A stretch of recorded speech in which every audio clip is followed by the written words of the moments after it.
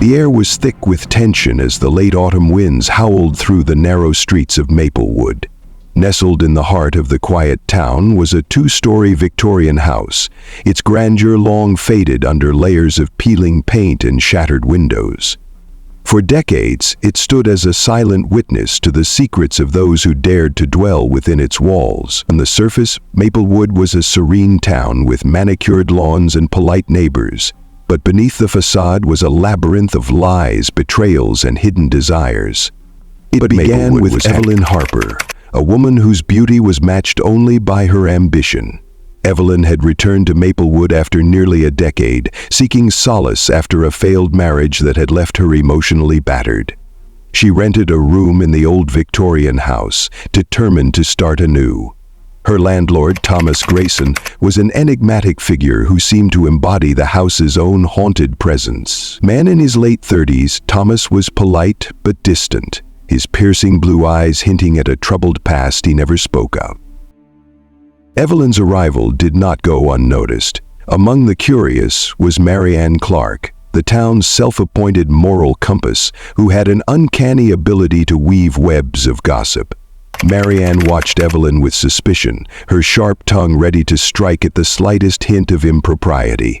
Little did she know that Evelyn's mere presence would ignite a chain of events that would shatter the fragile equilibrium of their town.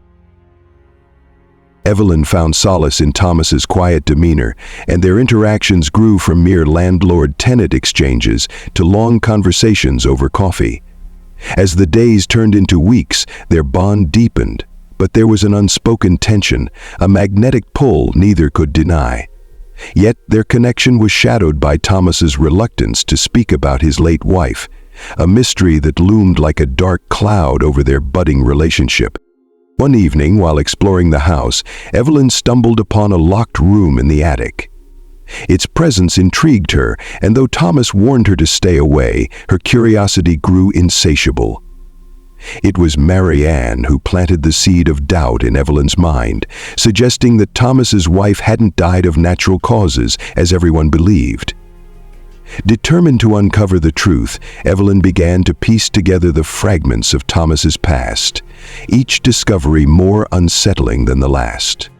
Amidst this unfolding drama, another figure entered the scene.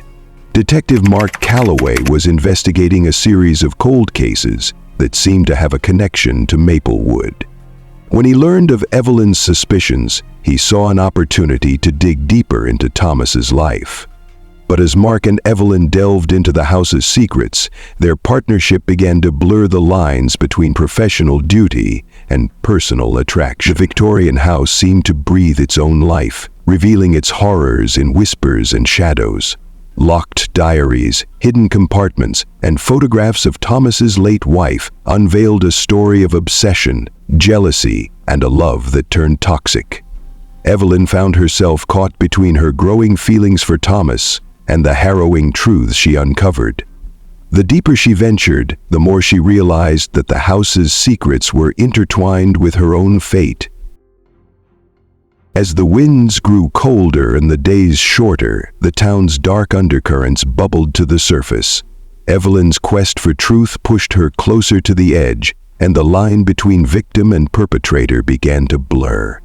Every choice she made carried consequences, not just for her, but for the entire town. Trust eroded, alliances shifted, and the house watched silently as its final secret. The climax came on a stormy night, when Evelyn, driven by equal parts fear and determination, unlocked the attic door. What she found changed everything, forcing her to confront the house's history, her own demons, and the choices that had brought her to this moment. As lightning illuminated the room, Evelyn realized that some secrets were never meant to be unearthed, and some stories were destined to end in tragedy. Evelyn stood frozen in the doorway of the attic, the beam of her flashlight trembling in her grip.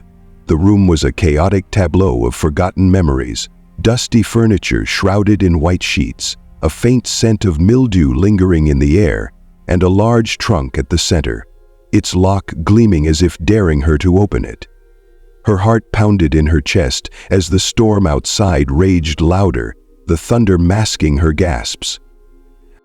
She approached the trunk, her fingers brushing against its cold surface. Her mind raced with Marianne's warnings, Thomas's evasive answers, and the pieces of the puzzle she had already uncovered. A key hung from her neck, the one she'd found hidden in the baseboard of her room just hours before. She slid it into the lock, twisting it slowly until the latch clicked open. Inside was a collection of artifacts that seemed almost mundane at first glance. A faded wedding dress, a stack of letters tied with a crimson ribbon, and a series of Polaroid photographs. But as Evelyn sifted through them, her breath caught. The photographs showed Thomas and his late wife Claire, their smiles too perfect, their poses too rigid. In the final photograph, Claire's face was etched with terror, her eyes pleading for someone, anyone, to save her. Evelyn dropped the photo as if it burned her.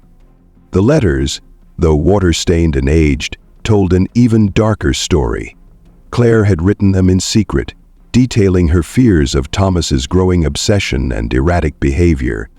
The final letter ended abruptly, the ink smudged in a way that suggested it had been written in haste, or under duress. To the Colonel, life in the fiscal file dump. The storm outside seemed to grow louder, as if the house itself was reacting to her discovery. Evelyn heard footsteps on the stairs below. Her heart leapt into her throat as she quickly closed the trunk and snatched the letters, stuffing them into her jacket. The footsteps grew louder, deliberate and heavy, until they stopped just outside the attic door. "Evelyn," Thomas's voice called softly. It was calm, almost soothing, but it sent a shiver down her spine. "What are you doing up here?" She turned, her flashlight illuminating his face. His expression was unreadable, but his eyes seemed to flicker with something darker, something dangerous. Evelyn forced herself to remain composed. "I couldn't sleep. The storm. It's unsettling." Thomas stepped into the room, his gaze shifting to the trunk. "I told you this room was off limits." "I was curious," she admitted, her voice barely above a whisper. "I didn't mean to invade your privacy." "Curiosity," Thomas said, his tone sharp now. "It can be a dangerous thing." Evelyn took a step back, her mind racing for an escape plan. She needed to get out of the house, but Thomas stood between her and the only exit. The letters in her jacket felt like a ticking time bomb, their weight pressing against her chest. "I'm sorry," she said, trying to steady her voice. "I'll go back to my room." Thomas didn't move. Instead, he studied her, his head tilting slightly as if he could see through her lies. "What did you find, Evelyn?" "Nothing," she lied. His lips curled into a faint, chilling smile. "You're a terrible liar." Evelyn's fight-or-flight instincts kicked in. She lunged for the door, but Thomas was faster. He grabbed her wrist, his grip like a vice.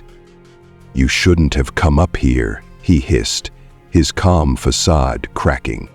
Evelyn twisted free with a surge of adrenaline, shoving past him and bolting down the stairs. She didn't dare look back as she sprinted to the front door, yanking it open and plunging into the storm. The rain lashed against her face, the wind howling in her ears, but she didn't stop running until she reached the town's main road. She collapsed on a bench outside the diner, her chest heaving.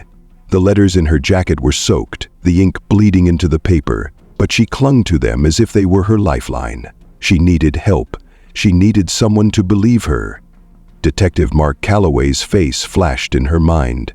He was her only hope. As dawn broke over Maplewood, Evelyn found herself at the police station, drenched and trembling. Mark listened intently as she recounted everything. Thomas's strange behavior, the trunk in the attic, the letters. He didn't dismiss her as she feared he might. Instead, his expression grew grim. "We've had our suspicions about Grayson for years," he admitted, "but we never had enough evidence to connect him to Claire's disappearance." "It doesn't have to be this hard," he pleaded. "What do we do now?" Evelyn asked, desperation lacing her voice. "We build a case," Mark said firmly, "and we make sure he never hurts anyone again, and his wife too. whatever happens to her. But as the two of them delved deeper into Thomas's past, they uncovered a web of secrets far more sinister than they could have imagined.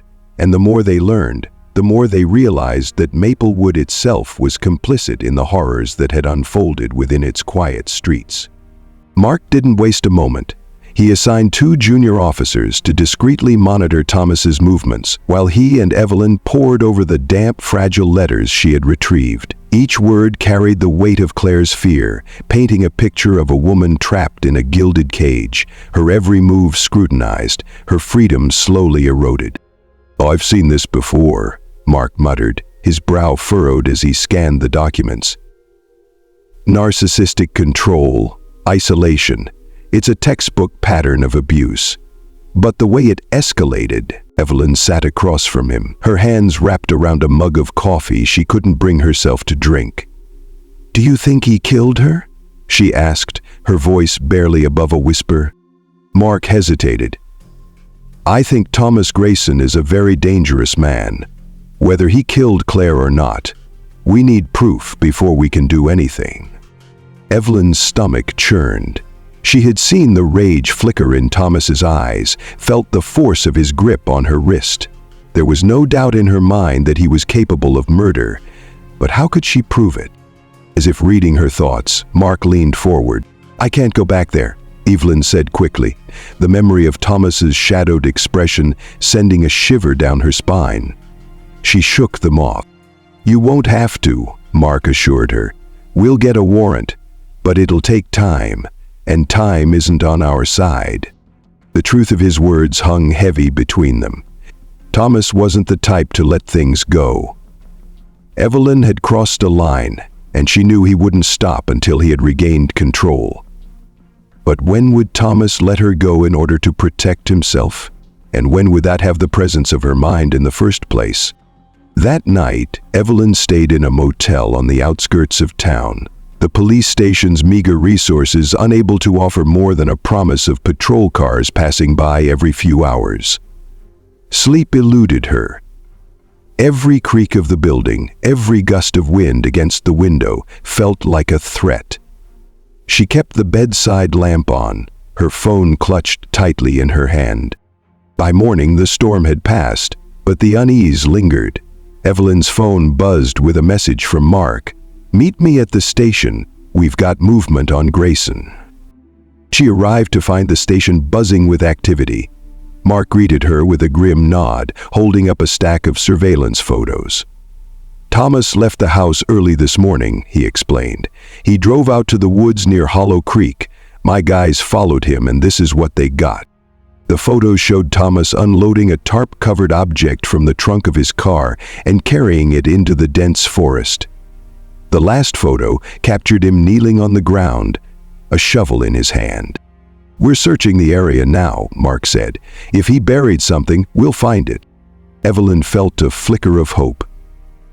"What if it's Claire?" Mark's expression darkened. "If it is, it might not be all we find." Hours later, the search team uncovered a shallow grave. The stench hit them before the sight did. Decomposed remains wrapped in the same tarp from the photos. But it wasn't Claire. The victim was a young woman, her identity unknown. "Another victim," Mark muttered, his fists clenching at his sides. "He's been doing this for years." The discovery sent shockwaves through Maplewood. Neighbors whispered in hushed tones, their carefully constructed facades crumbling under the weight of collective guilt. How had they missed the signs? Thomas, however, remained calm. The police brought him in for questioning, but he denied everything with an unsettling composure. "I've always kept to myself," he told them. "I don't know who that woman is, and I certainly didn't put her there." Without direct evidence linking him to the crime, they had no choice but to release him. Evelyn felt her resolve falter as she watched him walk out of the station, a smirk tugging at the corners of his mouth. That night, she returned to her motel room, her mind racing. She couldn't stay in Maplewood any longer. It wasn't safe. But as she began packing her things, a knock at the door froze her in place. "Evelyn, it's me," Mark called out. She opened the door to find him holding a folder, his face alight with urgency. "We got a hit on the letters," he said. "The ink matches a brand discontinued 15 years ago, and the handwriting, it's identical to notes found in Claire's case file. We've got enough for a warrant." Evelyn felt a surge of hope, but it was quickly tempered by fear. "What if it's too late?" she asked. Mark's jaw set. "Then we make sure it's not." The next day, the warrant was executed. Officers swarmed the old Victorian house, combing through every room, every crevice. In the basement, they found a hidden compartment in the wall. Inside were more letters, photographs, and a chilling collection of trophies, locks of hair, pieces of jewelry, all neatly labeled with dates and names. Among the items was Claire's engagement ring, the diamond dulled with time but unmistakable. Mark called Evelyn to the scene, his face a mixture of triumph and sorrow. "We've got him," he said. But as the case against Thomas solidified, Evelyn couldn't shake the feeling that something was still missing. The house, the letters, the victims. It all pointed to Thomas as the perpetrator. Yet there was an undercurrent of unease, a nagging suspicion that refused to be silenced. And one night, unable to sleep, Evelyn revisited the letters. She read them again and again, her eyes scanning every line until they landed on a detail she had overlooked. A name. Not Claire's, not Thomas's, but Marianne's. The realization hit her like a freight train. Marianne Clark, the town's gossip, the woman who always seemed to know too much. She had been mentioned in one of Claire's final letters. "She knows," Claire had written. "Marianne knows everything." The revelation struck Evelyn with the force of a thunderclap. Her hands trembled as she clutched the letter, the words burning into her mind. Marianne Clark, the self-proclaimed moral compass of Maplewood, wasn't just an innocent bystander. She was part of the story, a thread intricately woven into the fabric of Claire's disappearance, and perhaps much more. Evelyn knew she couldn't ignore this. She hurried to the police station, the letter gripped tightly in her hand. Mark was still there, his desk littered with evidence from the case. He looked up as she burst in, her face pale and her breathing ragged. "It's Marianne," she blurted out. "She's involved. Claire knew something about her." Mark frowned, taking the letter from her and reading it carefully. His expression darkened with every word. "We've never looked at her as anything but a busybody," he admitted. "But if Claire mentioned her—" He trailed off, his mind racing. "We need to question her." Together they drove to Marianne's house, a prim and proper bungalow on the edge of town. It was eerily quiet, the porch light casting long shadows on the neatly trimmed hedges. Mark knocked firmly on the door.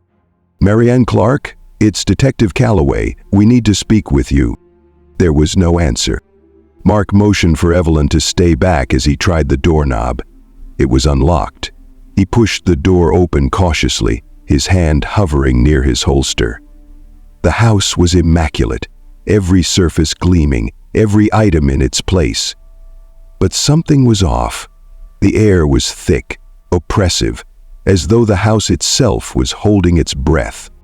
"Stay here," Mark instructed Evelyn, but she followed him anyway, her curiosity outweighing her fear. They moved through the house, room by room, until they reached the basement door. It was slightly ajar, a faint light spilling out from below. "Evelyn, you need to see this." She hesitated, then followed. The basement was a stark contrast to the rest of the house. The walls were lined with shelves, each one filled with boxes labeled with names and dates. Evelyn's stomach turned as she realized what they contained. Keepsakes from the victims. Jewelry, photographs, even strands of hair.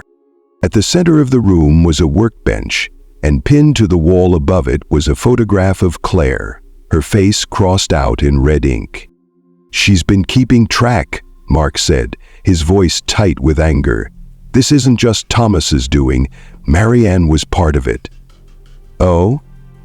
Marianne's smile was crooked, her cheeks turning whiter and whiter. Before they could process the full scope of what they had uncovered, they heard the creak of a floorboard above them. Evelyn's blood ran cold. "She's here," Mark whispered, drawing his gun. They ascended the stairs cautiously, the tension palpable. At the top, they found Marianne standing in the kitchen, a knife in her hand and a twisted smile on her face. "You shouldn't have come here," she said, her voice unnervingly calm. "You don't understand. I was protecting this town, keeping its secrets." "By killing innocent women?" Evelyn demanded, her voice shaking with fury. "They weren't innocent," Marianne snapped. "They were distractions, temptations. Thomas needed someone to guide him, to keep him on the right path. He would have destroyed himself without me." Mark stepped forward, his gun trained on her. "Put the knife down, Marianne. It's over." Marianne laughed, a hollow, chilling sound. "It's never over," she said, her gaze locking onto Evelyn.